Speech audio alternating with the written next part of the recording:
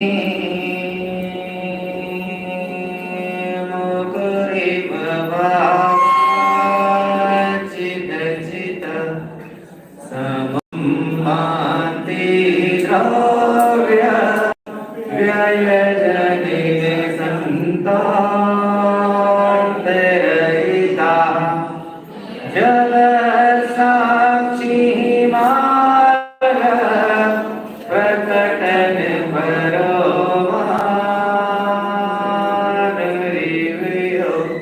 महावीर स्वामी नयन पतगामी भवतु मे महावीर स्वामी नयन पतगामी भवतु मे। वर्तमान शासन भगवान महावीर स्वामी की आचार्य भगवंत गुरुवर श्री विद्यासागर जी महामुनिनाथ की परम सत्य मुनि श्री प्रमाण सागर जी महाराज की मुनि श्री संभव सागर जी आदि संगत सभी मुनिराजों की विराट सागर जी महाराज की समस्त मुनि संघ की धर्म के अंतरंग पथ को बाहर ढूंढने का प्रयास किया जा रहा है। हर व्यक्ति धर्म करता है और सिर्फ उसके बाहरी स्वरूप में अटक कर ही रह जाता है। अगर अब हम सबसे पूछें कि धर्म की परिभाषा क्या है, तो जो रोज करते हैं, रूटीन हमारा है, हम उसको धर्म मान लेते हैं। ये हमारा धर्म है। श्रावक के 6 आवश्यक बताए गए: देव पूजा, गुरु उपासना, स्वाध्याय, संयम, तप और दान। ये एक प्रारंभिक अवस्था है। जैसे बच्चे स्कूल पढ़ने जाते हैं तो कहां से शुरुआत होती है? क्या कहते हैं सब? Play group. बच्चे जा रहे हैं, सिटिंग मैनर्स आएगा, इनमें जाकर बैठना सीखेंगे। ये होता है। यहां पर आकर हर श्रावक की सुई अटकी हुई है। जवान हो चाहे वृद्ध हो, सुबह उठे हैं और काम हमने कर लिया, that's all is equal to इतिशी हो गई धर्म की। क्या तीर्थंकर भगवान जिनने राजकुल में जन्म लिया और कहते हैं वो 3 ज्ञान के धारक थे, अवधि ज्ञान साथ में लेके आते थे। जितना आप लोग षडावश्यक के बारे में जानते हैं, क्या वो नहीं जानते थे? जन्मत ही त्रय ज्ञान धर्म की पूजा नहीं आता है। अवधि ज्ञान से सब बातें जानते थे, बहुत गहराई से जानते थे कि धर्म क्रियाएं है क्या, षडावश्यक होता क्या। पूरा जीवन राजकुल में बिताने के बाद जब एहसास होता है कि समय बीत रहा है और निमित्त मिलता है, और उस निमित्त को पाकर तो अपने जीवन को परिवर्तित करके संन्यास धारण कर लेते, जंगलों में चले जाते। क्या था वहां पर? कुछ था करने के लिए? हम तो सिर्फ करते हैं, हम सिर्फ करते हैं। उन्होंने कुछ किया जंगलों में जाके करने के लिए? तो यहाँ था उनके पास वो 3-6 खंड का अधिपति थे, संपूर्ण साम्राज्य उन्हीं का था, पूरी पृथ्वी के मालिक थे वो चले गए छोड़कर, जंगलों में जाके बैठ गए। आप लोग तो कहते करने का नाम धर्म है, तो वो क्यों नहीं कर पाए? वो चले गए, जाके बैठ गए जंगलों में। शायद कहीं न कहीं उनके अंदर एक मर्म था उस चीज का कि धर्म की प्ले ग्रुप से बाहर निकलने के बाद भी अंतर में जाना होगा। अंतर का जो पथ है, शायद वही मुक्ति का धर्म है। और जाके बैठ गए अपने हाथ व्याप्त कर, न किसी से लेना न कोई देना, कोई एक्टिविटी नहीं उनके अंदर, निस्तब्ध थे, निष्क्रिय थे। ऊपर से बिल्कुल निष्क्रिय थे, अंदर से पूर्ण सक्रिय थे। और अपने अंतरंग की सक्रियता को इतना गहरा बढ़ाया कि जो अनादि से कर्मों की संतति उनसे जुड़ी चली आ रही थी, उस उसको क्षय करके अपनी आत्मा को निर्मल बनाकर आत्मा के जो अंतिम स्थान है उसका उस पर विराजमान कर दिया। क्या यह संदेश हम लोग उनसे ग्रहण नहीं कर सकते? हमसे कहा गया कि आप कहीं से एंटर कीजिए धर्म में, तो बात उन्होंने कही होगी, तीर्थंकरों ने, हमें तो कही नहीं है बात। आचार्य ने वही कहा कि श्रावक के 6 आवश्यक के माध्यम से धर्म में प्रवेश कीजिए। हमने प्रवेश किया, बचपन से लेके आज तक। बचपन में पैर हिलते थे और बुढ़ापे में गर्दन हिलती है। आज तक वही कर रहे हैं जो बचपन से करते आ रहे थे। क्या धर्म का अंतरतम कोई पथ होता है या नहीं? कभी उसको छूने की कोई प्रयास किया कि वो अंदर क्या है? एक बार जयपुर नरेश शिकार खेलने के लिए अपने दलबल के साथ निकले, तो उनके दीवान थे अमरचंद जी। तो कहा, अमरचंद जी आप वो दिगंबर जैन थे, उनकी आस्था बहुत गहरी थी वितराग धर्म में। बोला आपको मेरे साथ शिकार के लिए चलना होगा। राजा के दीवान मना तो कर नहीं सकता, पर चूंकि उनके अंदर अहिंसा धर्म की प्रतिष्ठा बहुत गहरी थी। राजा के साथ साथ दल के साथ अमरचंद जी भी शिकार के लिए जंगल में पहुंचे। राजा का घोड़ा आगे और दीवान जी का थोड़ा पीछे उनसे। मध्य जंगल में एक हिरणों का समूह राजा को नजर आया, तो जैसे संधान के लिए उन्होंने अपने प्रत्यंचा को अपने कान तक खींचा और तीर छोड़ने को थे कि सारे हिरण तुरंत गति से भाग खड़े हो गए। अमरचंद जी ने जैसी ये बात देखी तो क्या, ठहरो, क्यों भाग रहे हो? जो तुम्हारा रक्षक है, तुम्हारा भक्षक है, और तुम्हारा प्रिय राजा ही तुम्हारी हत्या करना चाहता है, तो तुम भाग कर किसकी शरण में चले जाओगे? अमरचंद जी की ये बात सुनते ही सारे के सारे हिरण वहीं ठिठक गए, खड़े हो गए, कोई हिला ही नहीं वहां से। जैसे जयपुर नरेश ने दृश्य देखा कि अमरचंद जी के एक वाक्य से सारे हिरण वहीं के वहीं खड़े हो गए। उसके हाथ से तीर कमान दोनों गिर गए। उन्होंने पूछा, अमरचंद जी आपने कौन सा जादू कर दिया कि हिरण आपकी बात सुन के रुक गए? अमरचंद जी ने बात कही वो हर जैनी को समझने के लिए बहुत जरूरी। ने कहा कि मेरे अंदर अहिंसा का बहुत गहरा विचार और प्राणी मात्र के प्रति मेरे मन में प्रेम है, ये उसका प्रभाव है कि मेरी वाणी सुनकर हिरण वहीं के वहीं खड़े हो गए। इतना गहरा अपने मूल तत्व के प्रति श्रद्धान हो तो दुनिया का सबसे अद्भुत, सबसे महान धर्म है जिन धर्म। पर क्या हम धर्म को जी रहे हैं? हमारे अंदर अहिंसा की प्रतिष्ठा है क्या? चोर हमारे अंदर है क्या? सत्य हमारे अंदर है क्या? ब्रह्मचर्य हमारे अंदर है क्या? अपरिग्रह हमारे अंदर है? हमने मात्र बात सुनी है, हम करना क्यों नहीं चाहते? अपने आप को हम जैन कहते हैं। जैन धर्म जितना विशाल धर्म संसार में दूसरा है ही नहीं। इसको पाने वाले ने अपना अस्तित्व मिटा कर दुनिया से हमेशा के लिए अपना कनेक्शन बंद कर दिया।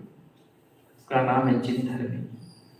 क्या मिला है सोचिए कि स्कूल में जन्म में हम सब जानते हैं, हर क्रिया जानते हैं, पर उस क्रिया से कभी ऊपर उठने का नाम नहीं लेते। 4 कसाय संपूर्ण संसार का आधार है आपको यहां रोके रखने के लिए, जिसे हम मोहिनी कर्म कहते हैं। क्रोध, मान, माया, लोभ, ये सबको रटा हुआ। जीवन की यात्रा जब आपने होश संभाला और अपने जीवन की यात्रा शुरू की थी, तब आपकी कसाय कैसी थी? आपका क्रोध कैसा था? आपका गुस्सा कैसा था? आपका मान कैसा था, आपकी माया कैसी थी, आपका लोभ कैसा था।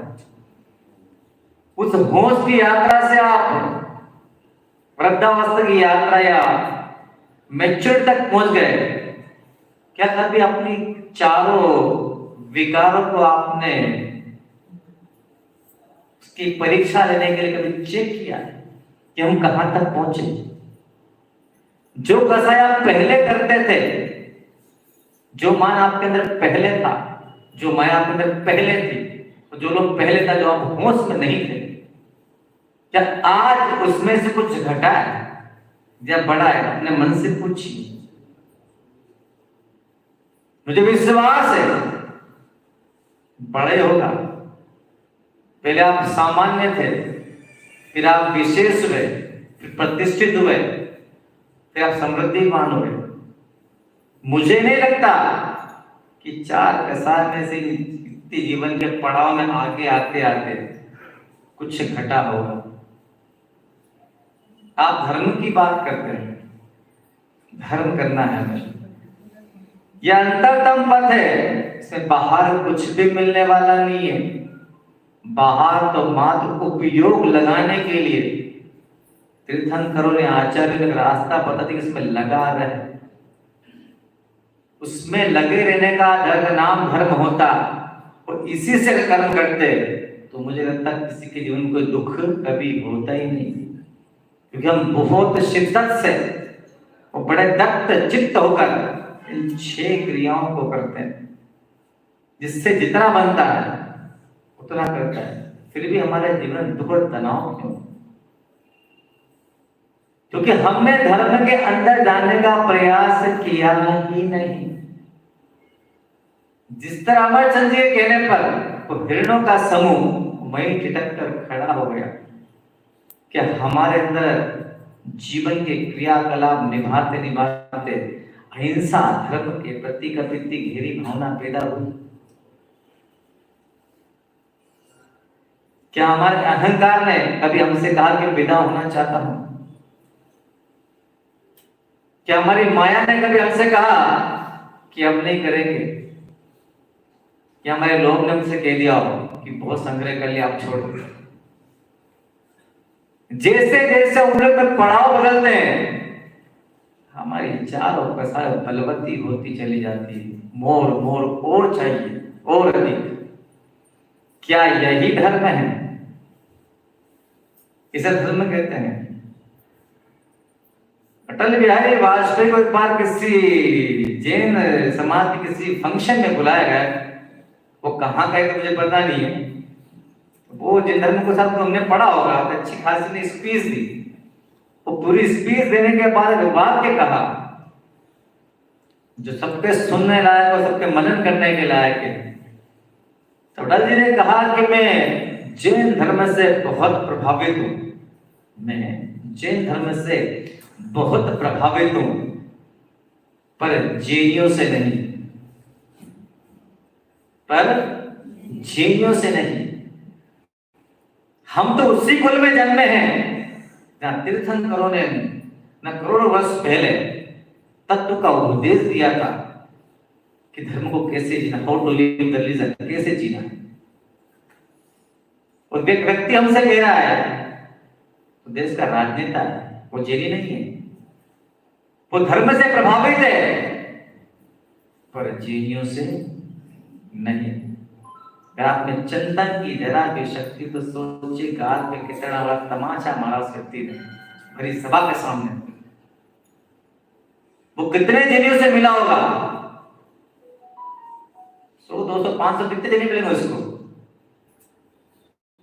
मान लो एक से मिला था, क्या वो जैनी था? वो जैनी नहीं था। उसकी एक चूक ने उस राजनेता के मन में संपूर्ण समाज के प्रति क्वेश्चन मार्क पैदा कर दिया। जैनियों से नहीं। हम जिन कुल में जन्मे हैं अपने आप को जैन कहते हैं। क्या हमारा उत्तरदायित्व अपने धर्म के प्रति ऐसा ही है कि कोई भी आता हमसे कह के चले जाता है कि जैनियों से नहीं? शर्म की बात है। जिस धर्म को निभाते निभाते प्रत्येक आत्मा को शांति मिलना चाहिए, सुकून मिलना चाहिए, वो हमारे जीवन से क्यों गायब हो गया? एक समय था आजादी के पहले, जब कोर्ट में किसी केस की हियरिंग होती थी, और गवाह अगर कोई दिगंबर जैन व्यक्ति होता था, उसकी गवाही के बाद वो जज वहीं पे पेन की नींव तोड़ देता था कि जेल ने गवाही दी है, केस खत्म किया था इस केस को। क्या था पहले के समय में? क्या वो लोग क्रियाएं नहीं करते थे? क्या वो प्रभु की भक्ति नहीं करते थे? क्या सीखा था उन लोगों ने और क्या हम लोगों ने खो दिया कि जेल की गवाही देने से जज ये कहता था कैसे ही खत्म किया जाता है। और आज हम विकासशील राष्ट्र में तो विकास कर रहे हैं, हम सब ने अपने जीवन में विकास किया है। क्या हमारे अंदर धर्म का विकास हुआ कि मात्र भौतिकता का विकास हुआ? अगर धर्म का विकास हुआ होता तो न राजनेता कुछ कहता, न जज को जेल की गवाही सुनने के बाद केस आगे बढ़ाना पड़ता। इतना सब करने के बाद भी क्या हम पा रहे हैं या खो रहे हैं? सोचिए, हम धर्म की किस परिभाषा में जीवन में जी रहे हैं? हम मात्र करने को धर्म मानकर जी रहे हैं। उसके धर्म का जो अंदर का सद्भाव है, जो उसका मर्म है, हम उसे पूरे जीवन छूते ही नहीं। तो बलिहारी है अच्छा पूर्वाचार्यों की कि 6 क्रियाओं के माध्यम से रोक दिया, इतना तो कर ले। पर जब तक कोई कहे मुझे तैरना सीखना है, पर मेरी एक शर्त है, वो शर्त यह है कि मैं पानी में पैर नहीं रखूंगा, मैं पानी में पैर नहीं रखूंगा, मुझे तैरना सीखना है। मुझे नहीं लगता वो कभी तैरना सीख पाएगा। आप भी देखो, हमारा आशीर्वाद होता संसार कल्याण हो जाए, भव पार हो जाए, तो कथा तो आपकी भी वैसी है, उस व्यक्ति की जैसी जो पानी को देखकर तैरना तो सीखना चाहता है पर पैर रखना नहीं चाहता। उसमें और आप में कोई अंतर हुआ? इक्वल है दोनों। अगर यही धर्म है तो ये धर्म तो बच्चा भी कर सकता जो अबोध है, उसको सिखा तो आपसे अच्छा कर लेगा।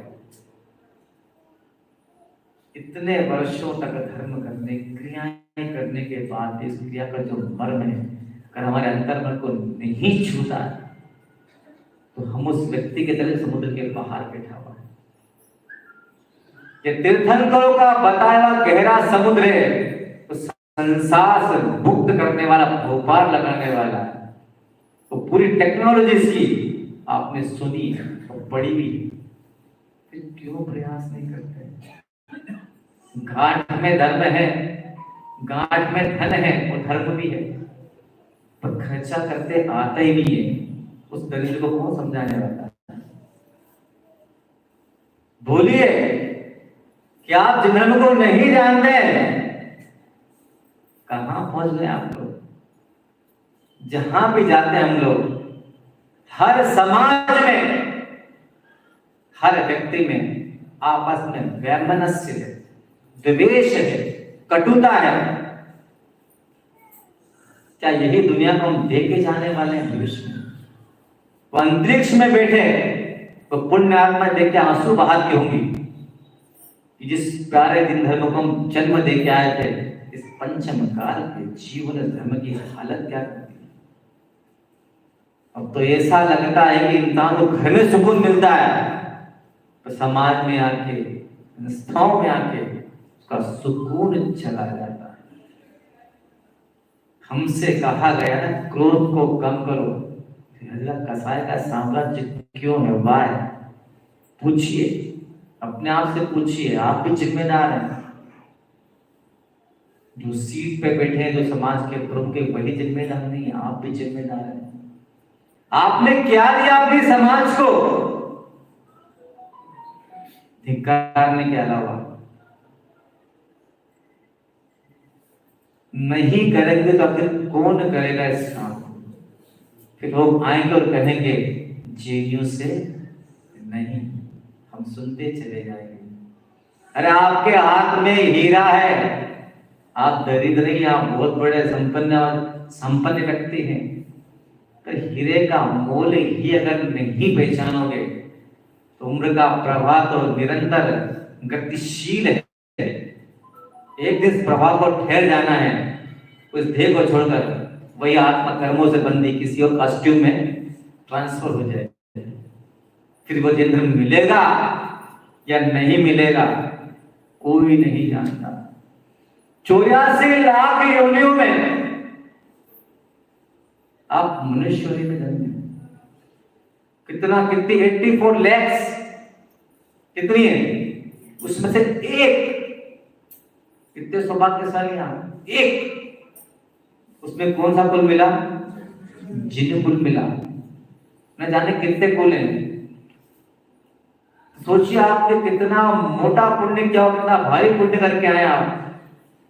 इतना पुण्य करने के बाद भी इस हीरे को यूं ही गवा रहे हैं, इससे बड़ी मूर्खता या नासमझी दूसरी किसी पर्याय में नहीं हो सकती। जाग जाइए, समय हो चुका है। संपूर्ण विश्व देख रहा है चीनी क्या कर रहा है। हम मोक्ष की बात तो करते हैं, संसार से मुक्त होने की बात तो करते हैं, पर हमसे पूछा जाए कि जैन धर्म में क्या है, किसी से कोई पूछ ले कि जैन धर्म किसे कहते हैं, कोई जवाब देने का नहीं बनेगा, क्योंकि हमने कभी समझने का प्रयास किया ही नहीं। हम तो रटे रटाए ढर्रे पे जीने वाले लोग हैं। हमने कब अपने प्यारे धर्म का मर्म समझने का प्रयास किया है? अभी एक घटना कहीं पे घटी, मैंने उसको पढ़ा था। एक किसी कन्या ने मुस्लिम समाज के लड़के से शादी करने का प्रस्ताव रखा, उसके परिवार ने उसको रोका कि तू इससे शादी क्यों करना चाहती है। उसने मुस्लिम धर्म स्वीकार कर लिया। ये बाहर आवाज तो नहीं आती ना। तो उसके घर वालों से पूछा इससे क्यों शादी करना चाहती है, और मुस्लिम धर्म का अराजक धर्म है। उस बेटी ने जो बात कही बहुत चिंतनशील बात। उसने कहा कि आपने मुझे कब नमाज पढ़ना सिखाया? उसने मुझे नमाज पढ़ना सिखाया, उसने मुझे दया करना सिखाया, उसने मुझे ज़कात देना सिखाया, उसने मुझे धर्म के प्रति झुकना सिखाया। मैं तो आपके कुल में जन्मी हूं, क्या आपने बचपन से लेकर आज कुछ सिखाया? सोचिए, सवाल है, वो कोई से कुल की बेटी हो सकती, उससे मतलब नहीं है। हम जिन संतान से आगे धर्म को बढ़ाना चाहने की इच्छा रखते हैं कि हमने लौकिक शिक्षा के अलावा कुछ देने की भावना अपने संतान के बारे में सोचिए। हम देना नहीं चाहते और पाना बहुत कुछ चाहते हैं। जब आप देंगे ही नहीं तो क्या पालेंगे? एक सवाल है वो। तो बच्चे आपसे पूछते हैं कि दिया क्या आपने उनको? मैं ये नहीं कहता आपने अपने संतान को कुछ नहीं दिया, आपने सारी भौतिक सुख सुविधाएं और आज की लोक शिक्षा पद्धति उनको दी है, पर क्या हाथ पकड़कर कभी धर्म को समझाने का प्रयास किया है? जब हम खुद ही गाफिल हैं, हम खुद ही नहीं कर पा रहे हैं, तो आने वाले पीढ़ी को धर्म की संपत्ति कहां दे देंगे?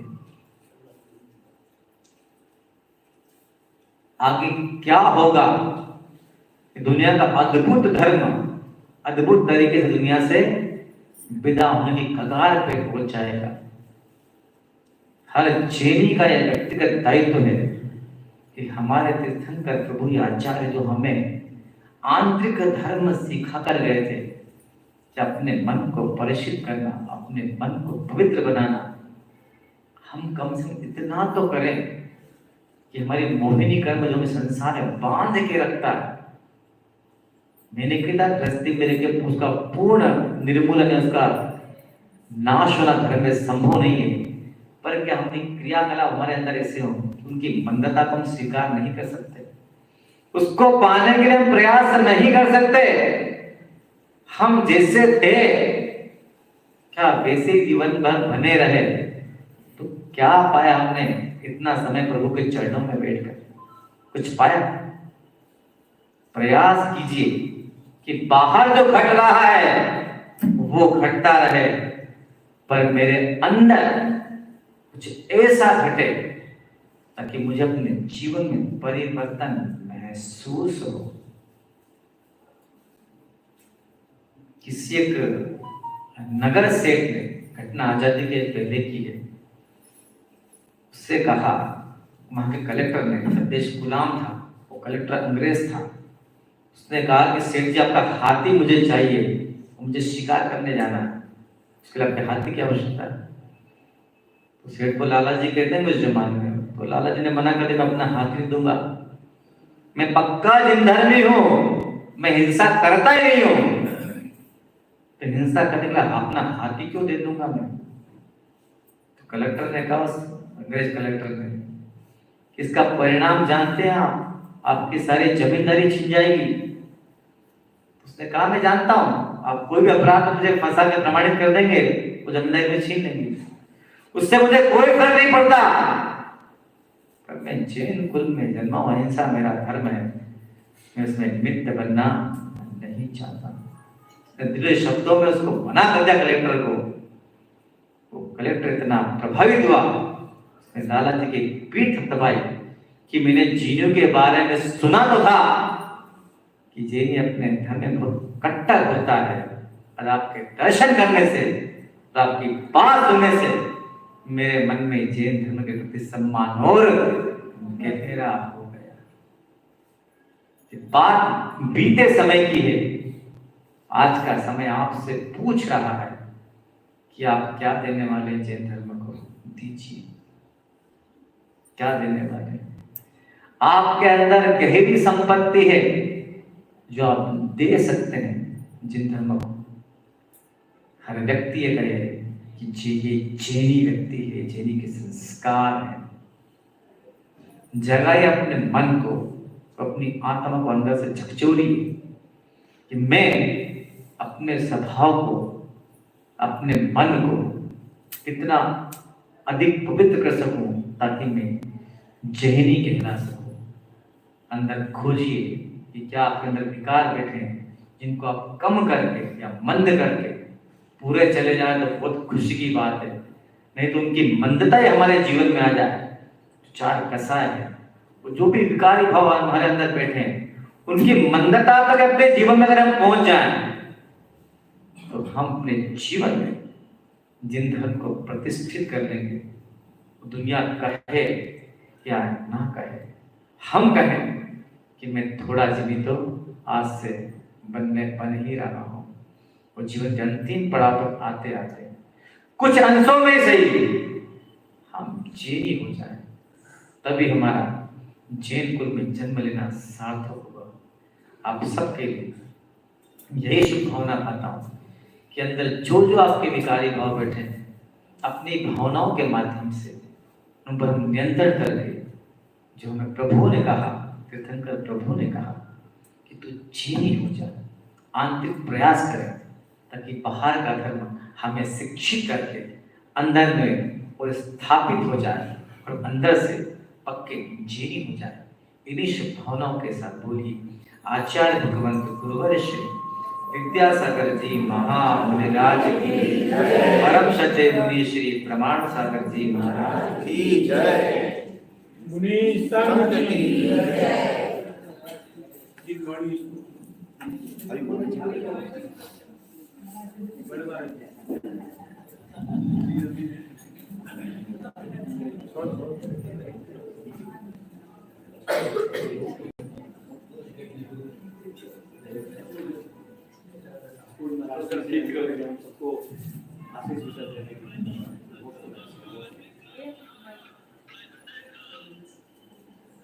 ओम नमः सिद्धेभ्यः।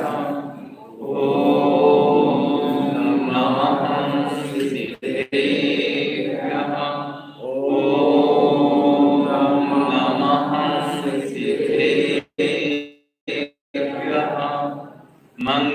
भगवान वीरो मंगलम गौतमो गणी मंगलम कुंद कुंदाच्य जैन धर्मोस्तु मंगलम सर्व मंगल मांगल्यम सर्व कल्याणकारिकम प्रदानम सर्व धर्माणां जैनम जय शासनम।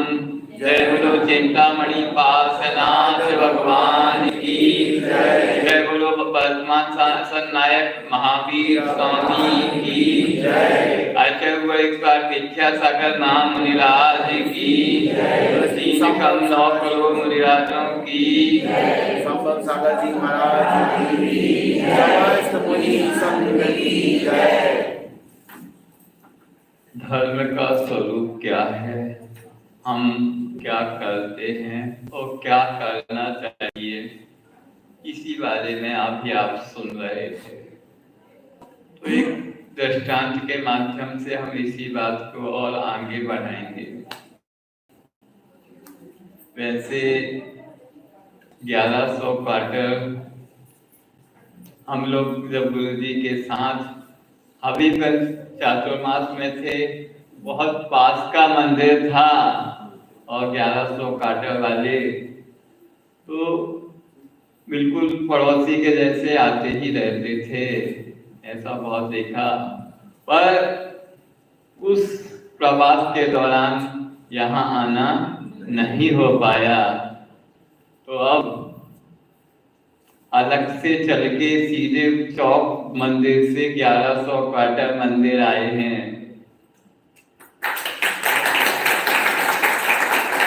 हमें याद आ रहा है जब आचार्य जी पहली बार सन 2003 में यहाँ 1100 क्वार्टर के मंदिर में पधारे थे, तब यह मंदिर निर्माणाधीन था।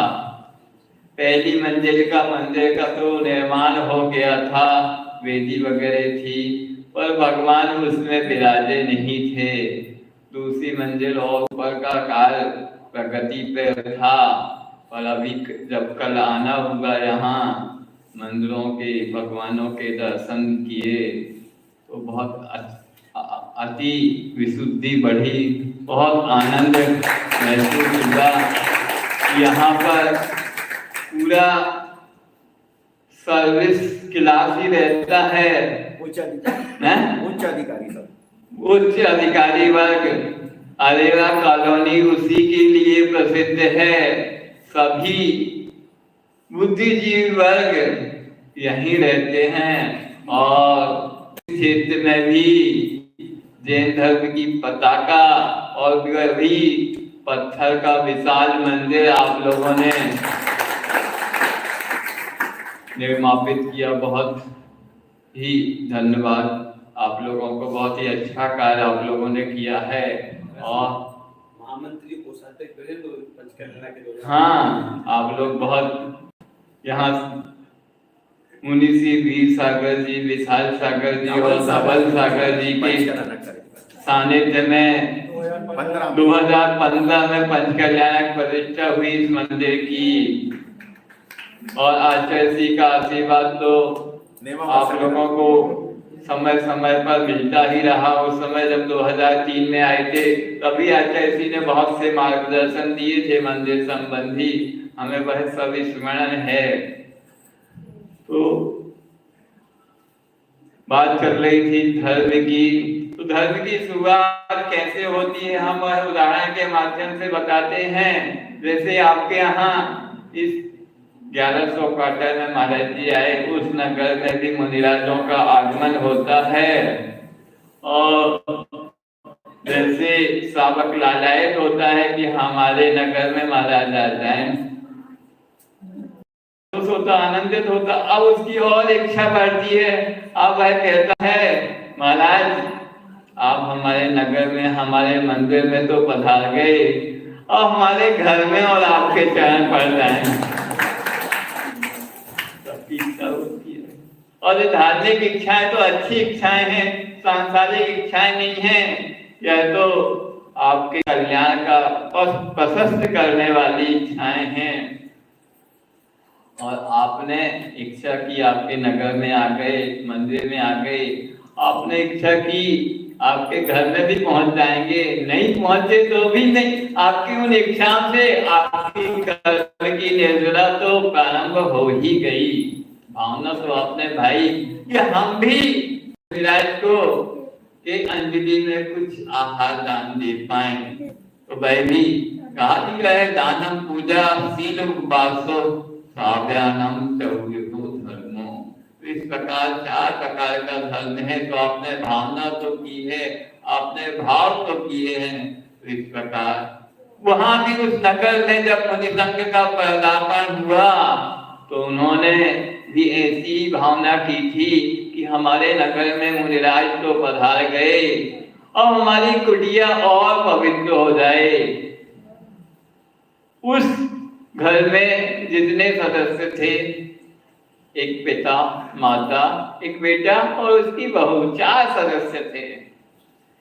चारों ने बड़ी भक्ति भाव से जो भी व्यवस्था की हो परगाहन किया।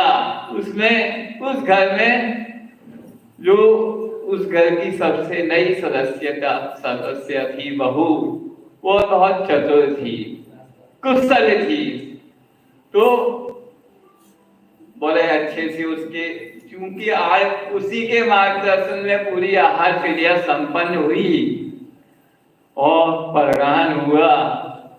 जब आहार हो गए, मुनिराज उस कुटिया से उपास्य की ओर जाने को हुए तो सावकों ने निवेदन किया, महाराज जी थोड़ी बहुत हम लोगों के लिए धर्मोपदेश हो जाए, जैसे आप लोग भी निवेदन करते हैं। तो महाराज उनके निवेदन से रुके थोड़ा। तो महाराज ने धर्मोपदेश तो नहीं दिया। उस जो कुशल उस ग्रह की बहू थी उससे पूछा, तुम्हारे जीवन में धर्म की शुरुआत कब से हुई है? तुम्हारा जन्म, यह नहीं पूछा उन्होंने तुम्हारा जन्म कब हुआ है। अब प्रश्न तो अटपटा था, जवाब उससे ज्यादा अटपटा था। वह बहू कहती है, मेरा जन्म हुए अभी 2 वर्ष हुए। अब वो जो सास ससुर और पति धर्म से उतने जानकार नहीं थे, अनजान से थे। अब वह मुनिराज ने उसी बहू से पूछा, तुम्हारे पति का जन्म कब हुआ है?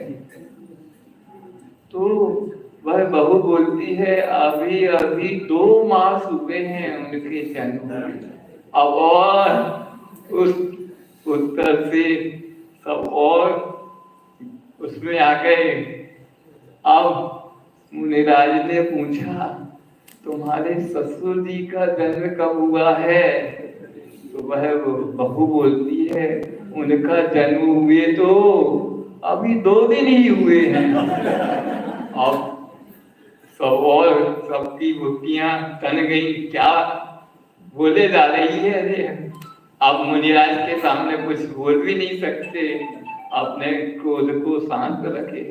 अब नंबर आता है, तुम्हारी सासू माँ का जन्म कब हुआ है? अब बहू बोलती है, उनका तो अभी जन्म ही नहीं हुआ है। अब सास के लिए बहू ऐसा बोल दे तो सोचो क्या होगा। और स्थिति महाराज जी सामने हैं, क्या कर सकते हैं। महाराज जी को विदा कर दिया उपास्य की ओर, और सब में सबसे पहले किसको पकड़ा? बहू को पकड़ा। तुम मुनिराज क्या पूछ रहे थे, वो तुम क्या अटपटे जवाब दे रही थी, क्या है ये सब? तो बहू ने बड़ी विनय से उन्हें कहा, मैंने जो कहा है बिल्कुल सच सच कहा है। अगर आपको इसमें जरा भी कुछ मिथ्या लगता है, गलत लगता है, तो एक काम करते हैं। बहू ने कहा, हमारे तो ये लोग सब 12 बजा देंगे, अपन इस बात का पता लगाने के लिए आपकी मुनि महाराज के प्रति श्रद्धा है, आपने परग्रहण करके आहार कराया, उन्हीं के पास चलते हैं। वो जो समाधान करेंगे बिल्कुल ठीक होगा ना। ठीक है, सब चारों सदस्य मुनिराज के पास उपाश्रय जाते हैं और मुनिराज को नमोस्तु निवेदित करके वहां बैठ जाते हैं और फिर पूछते हैं कि महाराज आप हमारे कुटिया में पधारे, हमारी कुटिया धन्य हो गई, बहुत अच्छा लगा, बहुत आनंद की अनुभूति हुई आपको आहार दान आदि देने के उपरांत। पर कुछ बातें समझ में नहीं आई कि आहार के उपरांत आपने जो कुछ प्रश्न पूछे थे मेरी बहू से, ससुर साहब पूछते हैं, वह कुछ समझ में नहीं आए और इस बहू ने जो उत्तर दिए थे तो और कुछ नहीं समझ में आए। तो मुनिराज समझ गए, वह तो ज्ञानी व्यक्ति, वह कहते हैं कि मैं तुम्हारे सांसारिक जन्म के लिए क्यों पूछूंगा, मैंने तो यह प्रश्न इसलिए पूछा है कि जो तुम्हारा दोबारा जन्म, जो धर्म के क्षेत्र में जन्म है, जो तुम संसार से ऊपर उठने की बात है, तो वह कब हुआ। तुम्हारी बहू ने बताया कि अभी तक जितनी उम्र है उसने तो संसार में यूं ही गवा दी। संसार से ऊपर उठने की बात मतलब धर्म क्षेत्र में लगने की बात तो हुए अभी 2 वर्ष हुए हैं, तो वह सच्चा जन्म तो हुए अभी बहू ने बताया मेरे लिए 2 वर्ष ही हुए हैं। और पति के लिए बताया कि 2 महीने का जन्म है, तो अभी 2 महीने से ही उन्होंने मंदिर जाना, पूजन करना, अभिषेक करना शुरू किया है, यह अंतरंग में थोड़ा धर्म आया है।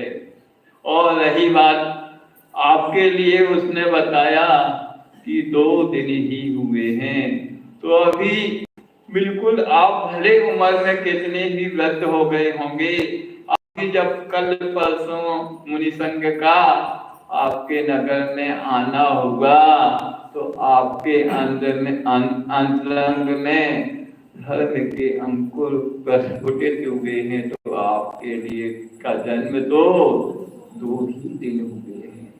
अब कम आता है उस सास का, तो वह तो बैठी है बिल्कुल गर्मा गर्म में कि हमारा तो ये लोग बताते जन्म ही नहीं होगा। तो मुनिराज ने उसके बहुत शांत से समझाया कि हाँ, अभी तो तुमने धर्म की ABCD भी नहीं सीखी, शुरू नहीं की है, पर जब तक नहीं शुरू करोगे तो तुम्हारा जन्म होना ही कैसे हो सकता है। तो सही बात है, उम्र का कोई तकाजा नहीं होता, हम किसी भी उम्र में धर्म की शुरुआत कर सकते हैं। बाहर चीजें पूजन आदि भी है, दान पूजन है और अंतरंग भी है, दोनों क्षेत्रों में हमें धर्म की ओर बढ़ना होगा, क्योंकि क्रिया के बिना भी धर्म नहीं होता। और एक पंक्ति भी आती है, यस्मात् क्रिया न फलन्ति भाव शून्या, तो कोई भी भाव शून्य क्रियाएं फलदायी नहीं होती।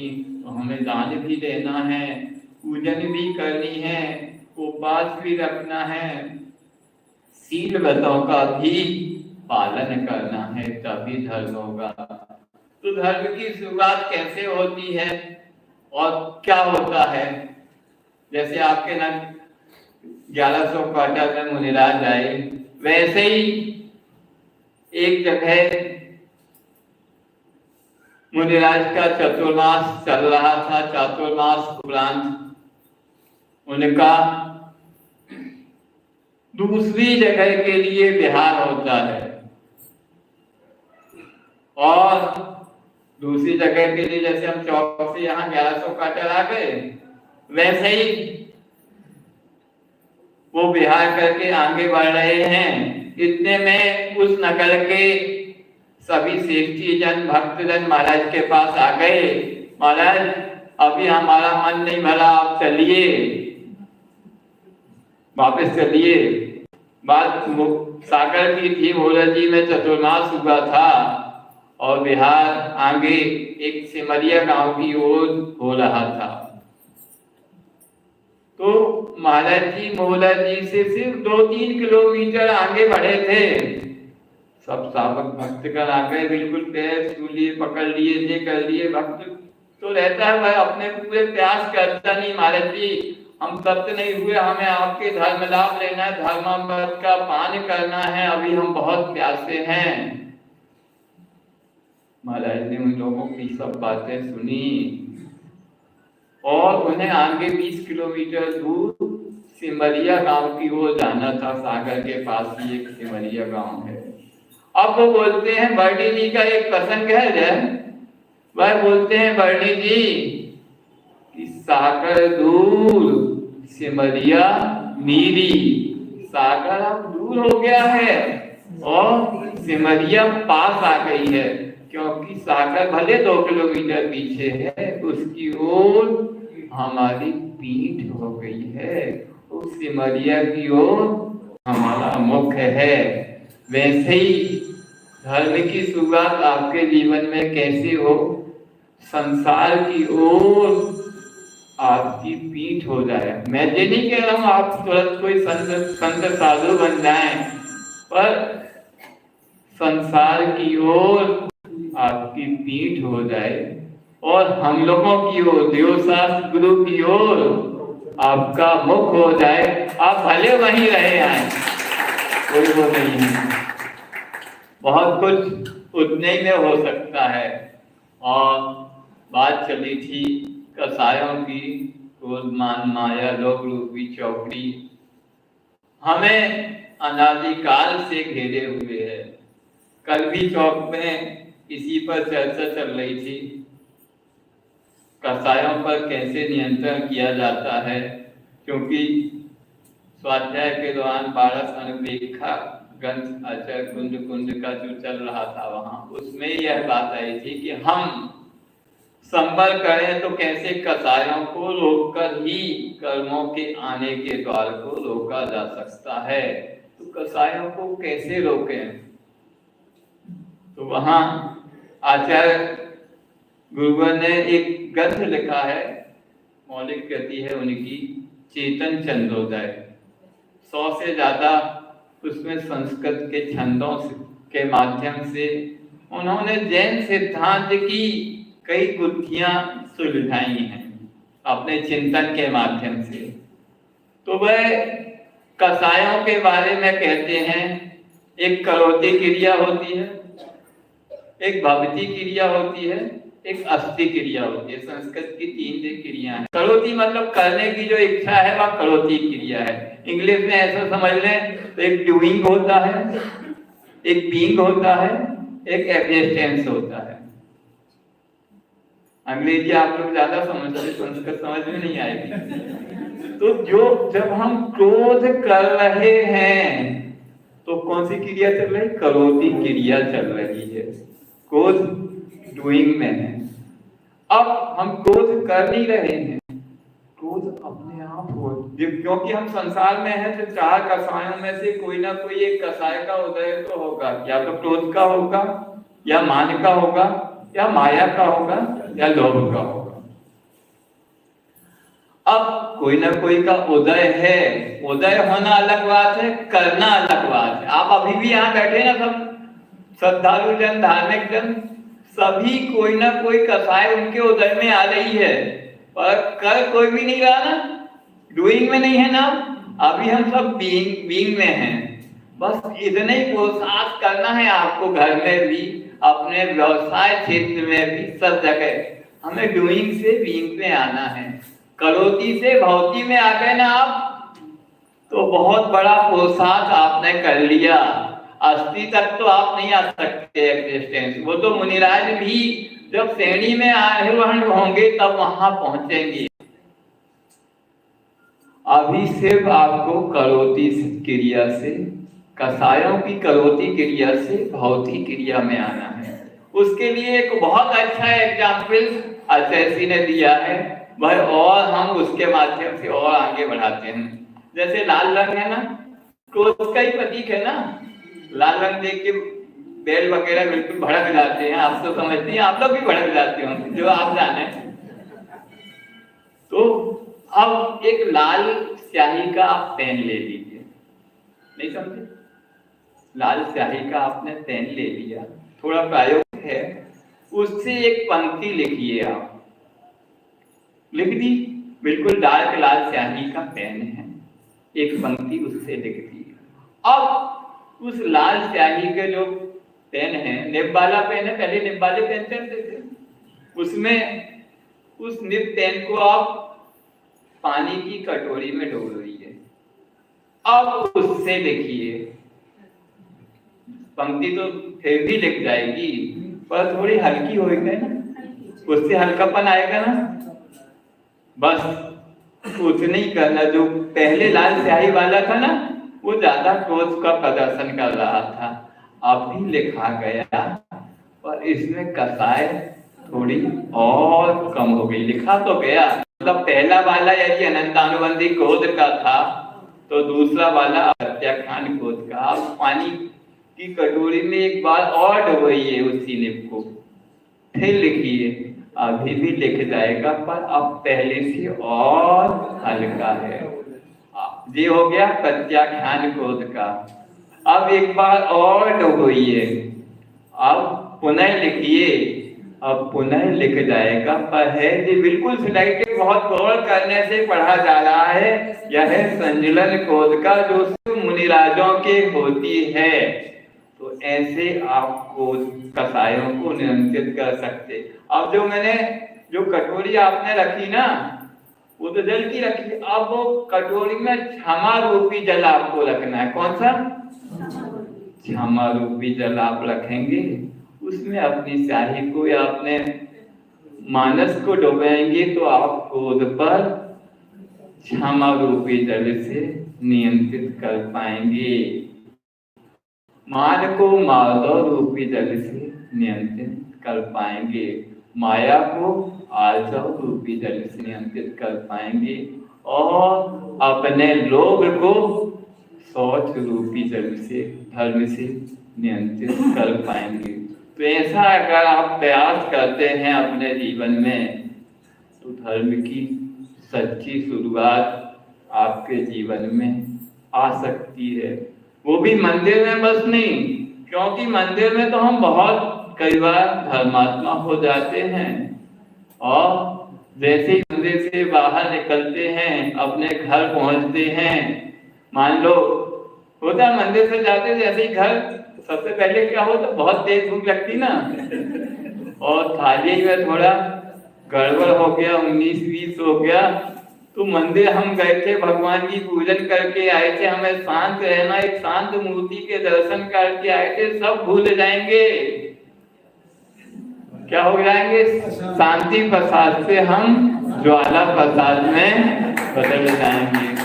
अब सोच लो, ये तो वहां हो गया, अब हमें वहीं पे अपना प्रोत्साहन करना। धर्म का यही स्वरूप है कि जहाँ सबसे ज्यादा जरूरत है वहां हमें अपने आप को डूइंग से बीइंग में आना है। कहाँ आना है?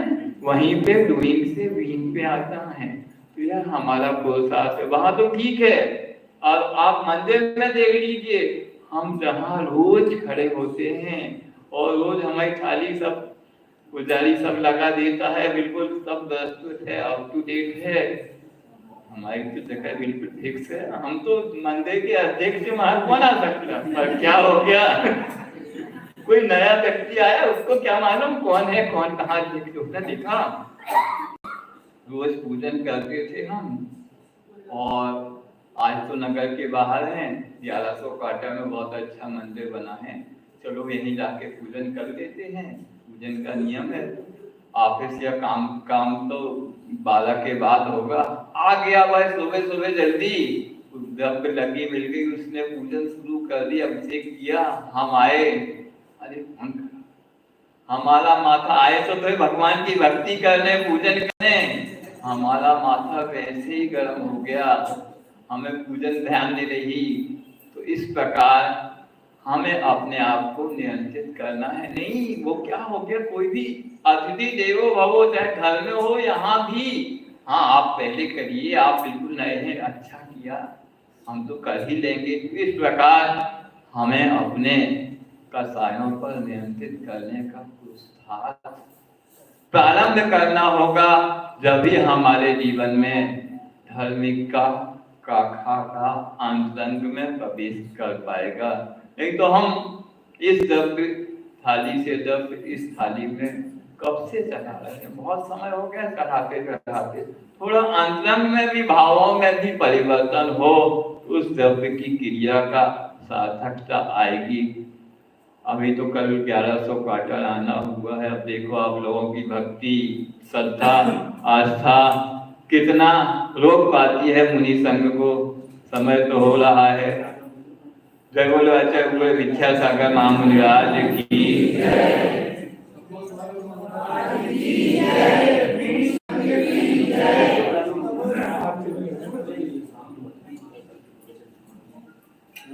शाम की भक्ति 5:30 बजे।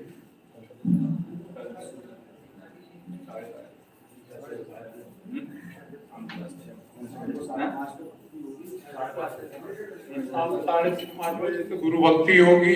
भक्ति के बाद कल सुबह 8:30 बजे से 6 बजे से क्लास, महाराज जी की 6 बजे से क्लास होगी।